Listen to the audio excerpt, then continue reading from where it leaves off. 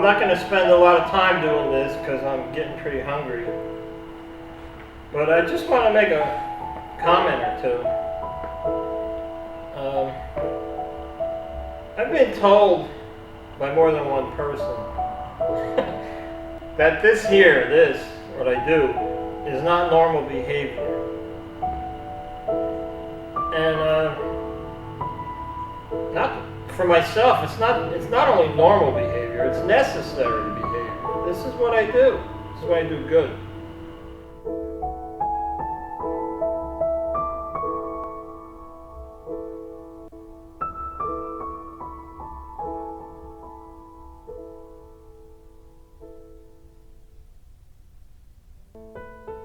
Little voice in your head tells you there's always tomorrow and the sun's going to come up and then you're going to make another piece. That's the voice I listen to. You know? I used to think like that when I was a little kid. Oh, I was always worried about what everybody else was thinking. Holy Christ, I don't know how I even made it to school every day. I was always worried about what somebody else was thinking. I grew up with this real lack of self-confidence, low self-esteem. Where did that come from? I don't know. And it took me a long time to shake that. But your confidence, it grows like anything else, especially if you nurture it. It just keeps growing. If you can tell yourself you can't do something, you're never going to do it. Me, I was telling myself I could do stuff that I couldn't do at the time. But I'd say, I could do that. It was always a work in progress, and there's always tomorrow, and I'll get this rib tomorrow, or I'll get this, you know? I fought for every inch of what I do. That's why I love it so much. I'm not a natural artist. I wasn't that good when I started. But the funniest thing is when you keep doing something, you just get better and you start to multiply. It multiplies, you know? I might have been born with the desire to be a sculptor, to be an artist. But I think the abilities all came from hard work. I didn't wake up naturally and pick up a pencil and start drawing on my ceiling. You're not looking at a prodigy here. I'm not a prodigy. I'm a laborer. I'm a very hard-working laborer. See, I think I'm pragmatic. My wife thinks I'm a dreamer. I don't know. I think I make a lot of sense.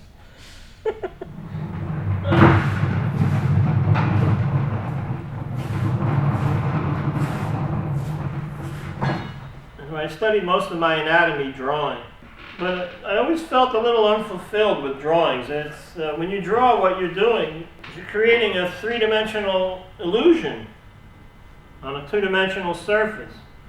And I always wanted to have a three-dimensional object in front of me. I wanted to be able to hold the piece in my hand, and I want to be able to look at it from all different sides. And I get that from the sculpting. When I finish a piece, I have the piece in the room with me. I always put sculpture right up there with doctors and lawyers. That's how I thought of it. Other people don't see it that way. Oh, he's a sculptor. Oh, he's an artist. He's probably a flake, right? I always looked at him. It was right up there.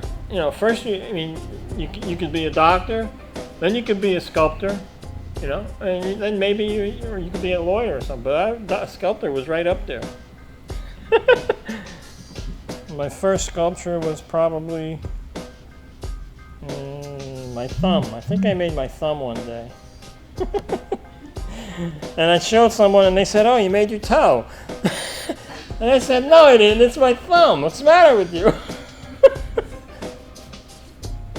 I knew it wasn't going to be easy. So I figured, how bad can it be? And the older I get, the better I'll get. I just assumed the older you get, the better you get. I assumed that. And now people are telling me when you get old, you diminish. And I thought, the hell, I'm not going to do that. I plan on getting a whole lot better. I'm not going to get worse. My one really serious collector that buys, you know, big pieces, he says to me in an email, maybe you got 10 years left. Right? And I'm thinking, well, if I don't die, what am I supposed to do in 10 years? Just go hibernate somewhere? Am I going to be punished in 10 years if I don't die? I can't make anything anymore? What are you talking about? So that's how people think. They think you hit a certain age and you pull up the covers. I don't know. My whole intention was I planned on getting old and getting really good. That's a pretty healthy attitude, right? Some people tell me I don't have the greatest attitude. But I think that's pretty healthy, right? Thinking you're always going to do something better, right?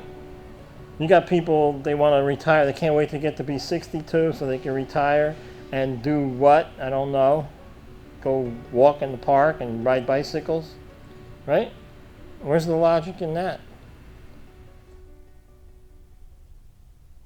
I'm not motivated by trying to become famous. I just want to get better at what I do. I enjoy what I do. I just, I like to keep doing it. That's an accomplishment in itself. Very few people get to do exactly what they want to do all day long.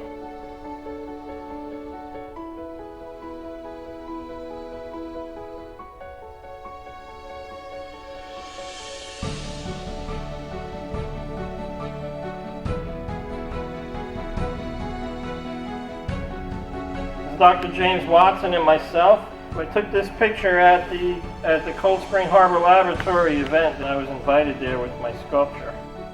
Someone asked me once if I make statues, and I thought to myself, what a horrible word. It sounds so cold and lifeless. I don't make statues. I make sculptures. I make heartfelt sculptures. I don't really get attached to the pieces at all. It's the process I'm in love with. You do it for the experience. You have to be completely stubborn about what you're doing. You have to practically go through life with blinders on. People telling you don't do that. People that sat me down and told me don't do what I'm doing, that it's impossible. Who cares what you sell that for? Right? What are you going to give me?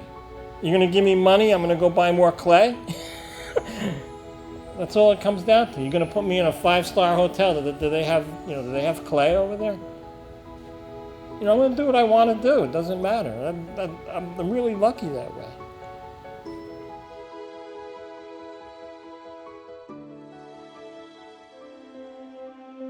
The word stroke carries a lot of negativity, and everybody expects you to have some debilitating result from it.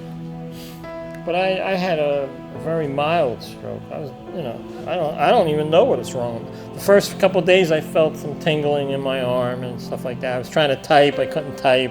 I was lucky. It all went away. The doctor comes in and he tells me, well, that's an addiction, what you do. You spend 3/4 of your life to become a doctor. Well, I spent 3/4 of my life so I can make this guy standing here. So that makes me addicted and not you?